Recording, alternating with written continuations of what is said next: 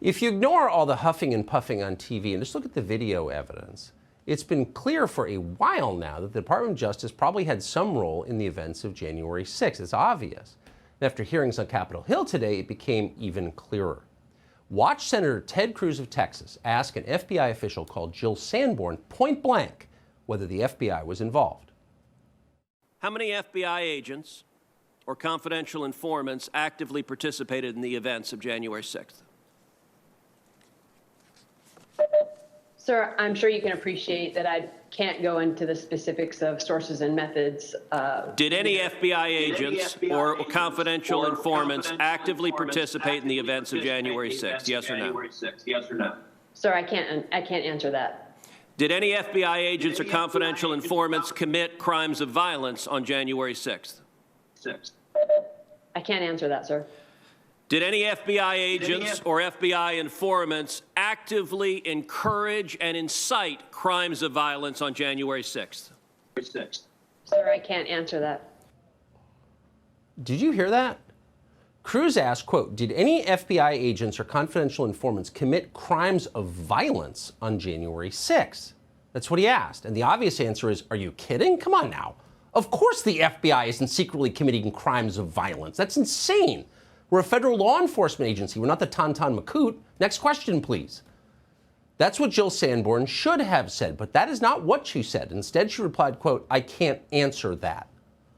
But of course, Jill Sanborn can answer that, and she should be forced to answer that immediately. No sources or methods would be revealed. Just answer the question. Did they participate in violence or not? Why is that hard? Tells you a lot. At another point, Senator Tom Cotton of Arkansas asked the Assistant Attorney General, Matt Olson, about Ray Epps. Epps is the man you've seen in multiple videos encouraging the crowd to storm the Capitol, but somehow has never been charged himself. Here's that exchange. Okay, so it gets back to what I meant earlier, like asking if you're prepared for this hearing.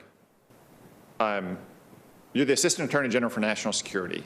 You run the National Security Division. The department has said that these January 6 prosecutions are one of their highest priorities. This is a man who was on the most wanted page for 6 months. Do you really expect us to believe that you've never heard of the name Ray Epps, or you don't know anything about him? I simply don't have any information at all, Senator, about that individual. In other words, they really expect you to believe that. Quote, I simply don't have any information at all on that individual. So the DOJ knows nothing about Ray Epps, the guy on the most wanted list, right? That's absurdly false. And as if to underscore how absurdly false it is, within a short time, Democrats in the January 6th committee released a statement claiming that actually they'd already interviewed Ray Epps, and anyone who still has questions about his behavior on January 5th or 6th is a dangerous conspiracy theorist. Quote, Mr. Epps informed us, the committee said in a statement today, that he was not working with, employed by, or acting at the direction of any law enforcement agency on January 5th or 6th, or at any other time, and that he has never been an informant for the FBI or any other law enforcement agency, end quote. Wow, bombshell. Looks like case closed. We can forget about Ray Epps and move on. Sorry we asked. Oh, but wait a second. When exactly and under what circumstances did the committee talk to Ray Epps? Supposedly, this interview was conducted in secret last November. If that is true, we don't know that it is, but let's say it is, then why did the committee wait months to tell us today in a tweet? When the committee got its hands on Mark Meadows' text messages, we seem to remember they leaked those to the media within hours. And by the way, was this Ray Epps interview conducted under oath? Did Democrats subpoena his electronic communications, as they did with Meadows and so many others? Will the information Epps revealed to the committee be available to the many January 6 defendants who are now awaiting trial? Can their lawyers see a transcript of this interview? Can we see a transcript of this interview? If not, why not? And while we're at it, here's something else that's confusing. Epps is a longtime right-wing activist. As you know, he urged protesters to riot. Video from January 6 shows him at the forefront, right in front of the Capitol, appearing to usher others inside. So he wasn't just someone who was there, he was maybe the central figure there.